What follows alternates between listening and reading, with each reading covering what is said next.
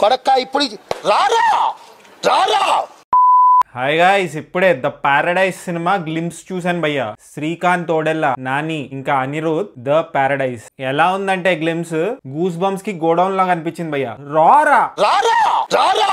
Glimpse start అయ్యే ముందు ఒక డిస్క్లైమర్ వచ్చింది భయ్య, రా ట్రూత్ ఇంకా రా లాంగ్వేజ్ అని.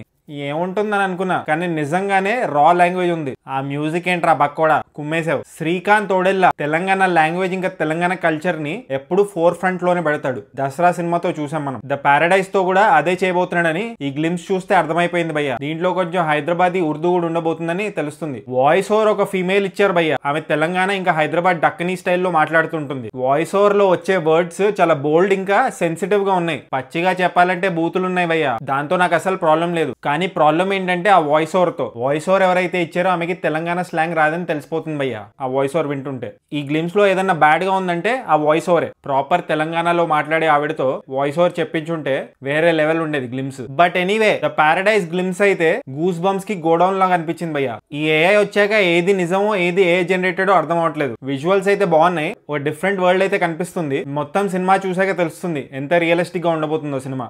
ప్రస్తుతానికైతే ద పారడైజ్ గ్లిమ్స్ చూసి ఎక్స్పెక్టేషన్స్ వేరే లెవెల్లో ఉన్నాయి భయ్య ఈ సినిమాకి. నేను అనుకున్న హిట్ 3 రాబోతుంది త్వరలో, మధ్యలో ఈ గ్లిమ్స్ ఎందుకు వదులుతున్నారని నాకు డౌట్ వచ్చింది. హిట్ 3 సినిమాకి హైప్ కిల్ చేస్తుందేమో అని భయం వేసింది. ఇంకా ఆ భయం ఉంది నాకు. ఈ విజువల్స్ చూసాక హిట్ 3ని ఎవడ దిగుతాడు అన్న ఫీలింగ్ కలుగుతుంది ఇప్పుడు కూడా. But it's okay, I'm waiting for more publicity material from the paradise team. Movie 26th March 2026 కి రిలీజ్ అవుతుంది భయ్య. మీరు గ్లిమ్స్ చూసుంటే మీకు ఎలా అనిపించిందో కామెంట్ చేయండి. అండ్ జస్ట్ ఇన్ కేస్ ఇంకా సబ్స్క్రైబ్ చేసుకోకపోతే సబ్స్క్రైబ్ చేసుకోవచ్చు కదా.